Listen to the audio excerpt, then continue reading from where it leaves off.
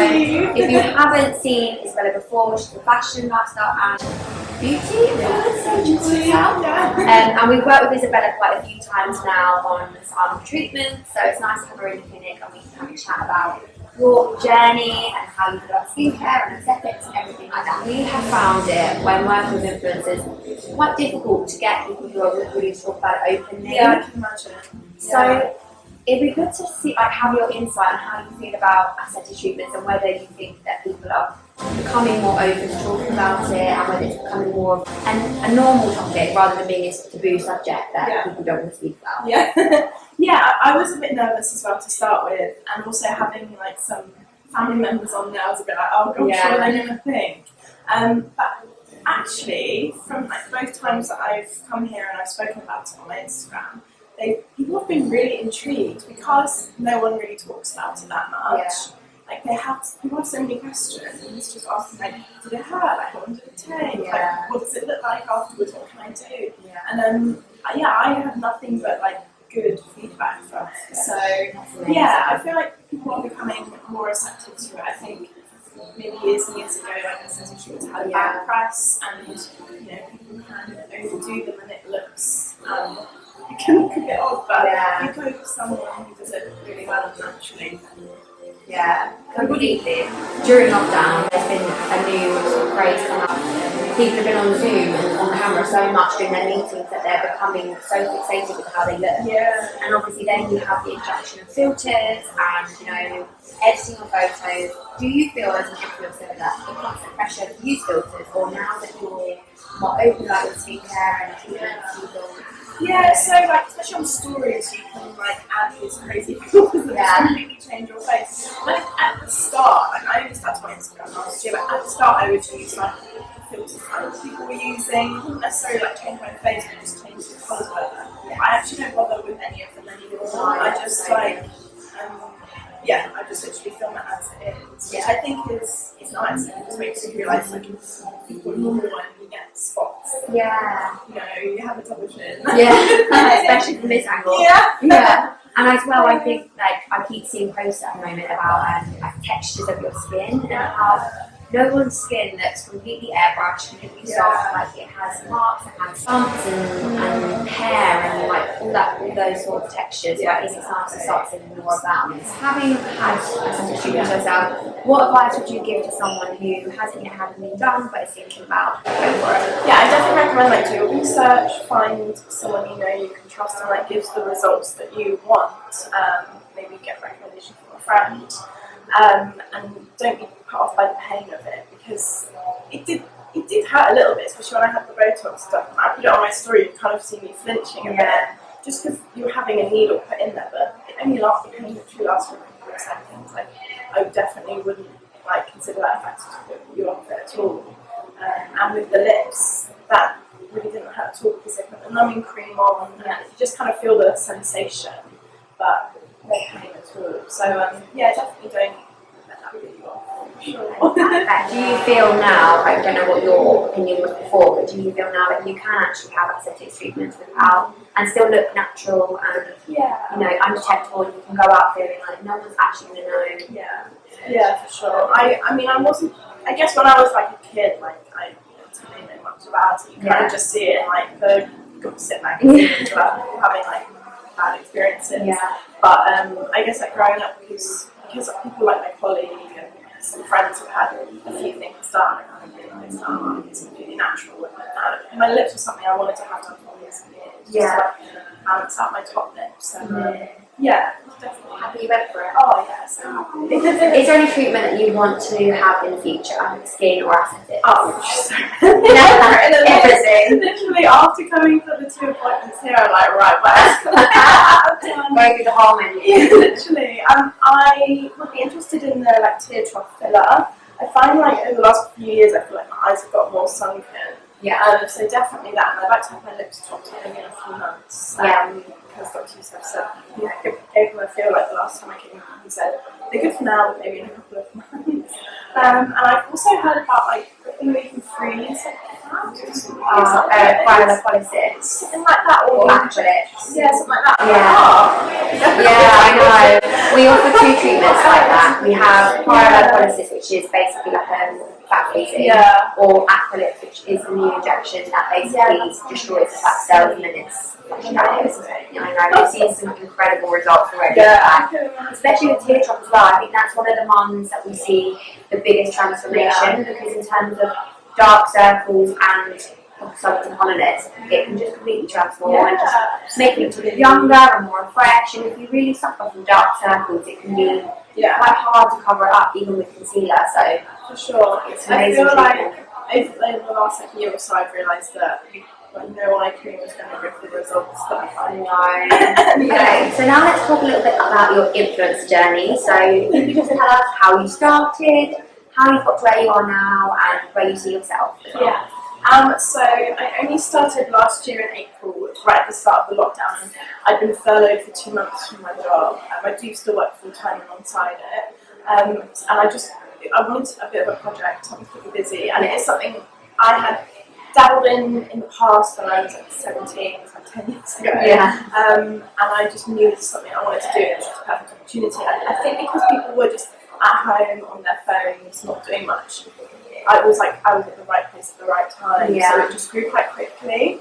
It's mainly fashion, but then on my stories I talk about beauty things, which is like things like doing bits around London, kind of thing. It's just kind of growing from there, really. I've had like a little bit of a break, I guess, from it recently, just because we've been moving house and work's got really busy, but I feel like now we've got that done with. It's nice to have a break as well, isn't it? And it's funny how like you go away and then you come back on Instagram and you feel like you've missed so much, whereas actually it's nice just to take a couple of weeks off, just realise that there's life out there. Top tips would you give to someone who is potentially wanting to start out and build their own Instagram? I would say don't let anything put you off. It can be quite time consuming, especially when you start to grow and you have like brands. But just get on and do it. There's never going to be a right time. Well, I say that I was quite lucky with the lockdown and everything, but there's never going to be a right time to start. And you don't have to go out and buy like camera equipment and loads of clothes. I literally just started with my lockdown outfits, which were literally my leggings and things like that. And you were interested in it for some reason.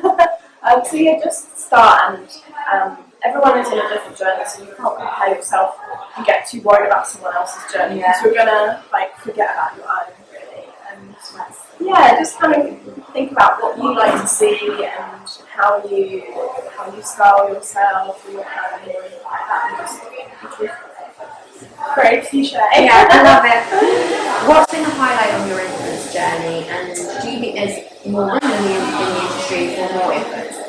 Yeah, definitely. I mean, it's an enormous industry, isn't it? There's always going to be room for brands becoming more and more receptive to working with influencers. I know where I work personally, I work in marketing and we're just starting out our influencer program. And so it's really interesting to see sit from the other side. Definitely. I definitely think there's room for anyone, really. I mean, a few years ago, you never would have imagined someone like Mrs. Hinch becoming mad famous. Now everyone loves her. It's friends I've made from it. I've now got a few close friends just that from meeting on Instagram, chatting on Instagram, and then we finally met. And do you shoot together? And that's so nice. We're going out for dinner with two of them on tomorrow, actually. That's so nice. And it's actually, I'm working with Canary Wolf Lab, so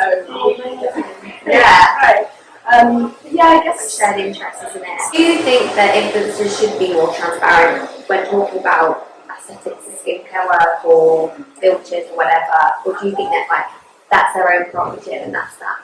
Depends on the situation. If someone is talking about their skin and how an eye cream, for example, work miracles, but in reality they actually have photos. I feel like they should just be open about it because it's false advertising.